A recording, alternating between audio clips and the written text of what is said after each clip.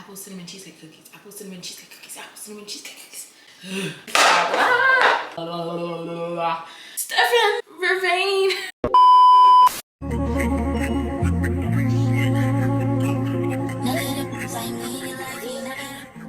Hi, welcome to episode 1 of a new series that I'm titling Bad Bitch Bucket List. I'm Akaya, your resident bad bitch. This series is going to be me trying new things and trying to live my life to the fullest. If you're anything like me, you've never successfully baked anything in your life. And I know you're probably wondering, how is it possible that you've never successfully baked anything into 22 years of living? Well, I'll tell you, it's never worked out for me. So I'm determined to bake something. And today I am going to make apple cinnamon cheesecake cookies. Or attempt to. Welcome to episode 1, Becoming Betty Crocker.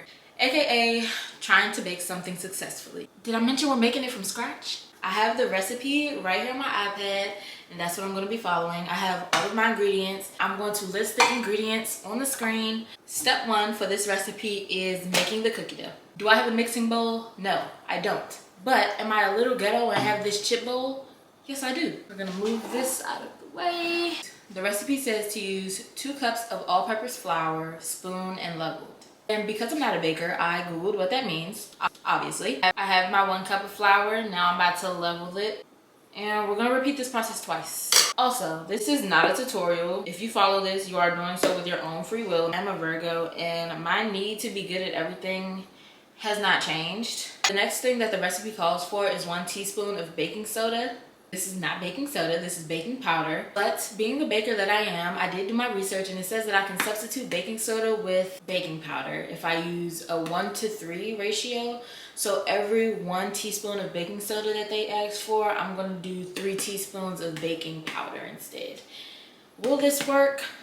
I don't know, but we'll find out. Do I need to level this too? 1, 2, 3.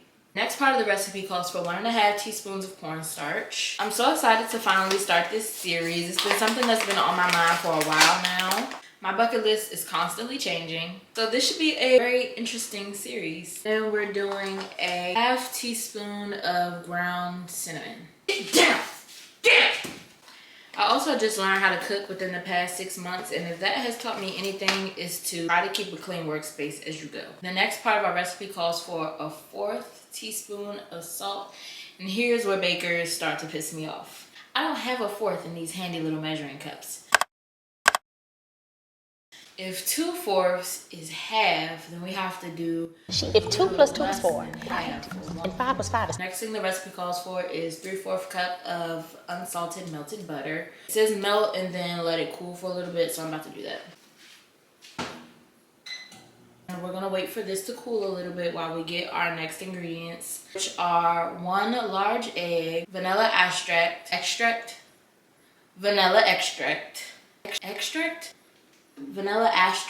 you know what I mean, and some sugar. Whisk together the brown sugar and the butter, and now I'm about to add in my egg, and we're whisking the egg in. Our next step for right now is to mix in our wet ingredients into our dry ingredients, and it should, fingers crossed, form our cookie dough. Oh my god, it's coming out like dough. This is a fucking arm workout, god. We found out I need to bake some shit to lose some arm fat. So this should be soft yet thick. Is she soft and thick? She's soft and thick. It does say that we have to cover it and chill it for at least 2 hours, and that is mandatory. So that's what we're gonna do. 2 hours later. I just pulled out my cookie dough. The next steps say to get a bowl of sugar, roll these into a ball, and roll them into the sugar, and then place them on the tray. I'm gonna bring y'all a little closer so y'all can see more what I'm doing. So we have about 2 tablespoons of dough. I'm gonna roll this into a ball. If I roll it into a ball, it says to roll the ball in the sugar. I'm gonna put them as far apart as my heart tells me to. I know that that's not how like it works in baking, but I feel this is right. This is right. I'm having really high expectations of this. Me and my girlfriend are rewatching The Vampire Diaries from season 1 like all over again.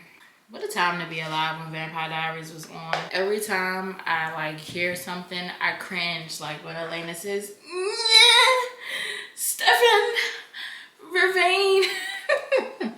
You know how you watch something and like in the moment you don't find it that funny, and then you go back and watch it like years later and you're like, how was I not cracking up laughing? It says to cook these for 8 to 9 minutes and then press them down in the middle and then cook them for another 2 to 4 minutes. So cookies are done. Now for the topping. So I'm taking my apples, I'm rinsing them off. I'm gonna cut them into how small I want them to be to fit on top of the cookies. So I have my cut up apples. I'm putting the apples on top of a cream cheese spread. For the apples, I'm gonna be using brown sugar, cinnamon, cornstarch. For the cream cheese spread, I'm gonna use cream cheese, confectioner's sugar, and a tablespoon or 2 of vanilla extract. To make sure that it's enough cream cheese, I'm just gonna use the whole thing. Putting the apples in the pan. We're gonna add 3 teaspoons of brown sugar and 1 teaspoon of cornstarch. And then we're gonna add a little bit of cinnamon. We have our cookies, and we're gonna take our cream cheese mix, put it on the cookie. We're gonna do this to each cookie and then we're gonna come back. I finished putting the cream cheese mix on top with the apples, and this is what it looks like. I already had one and it's really good. I made my friends and my coworkers try it and they all really loved it. I would say that I succeeded in becoming Betty Crocker. Thank you. This is how they came out. Thank y'all so much for watching. Don't forget to like, comment, and subscribe. And I'm gonna see y'all in episode 2.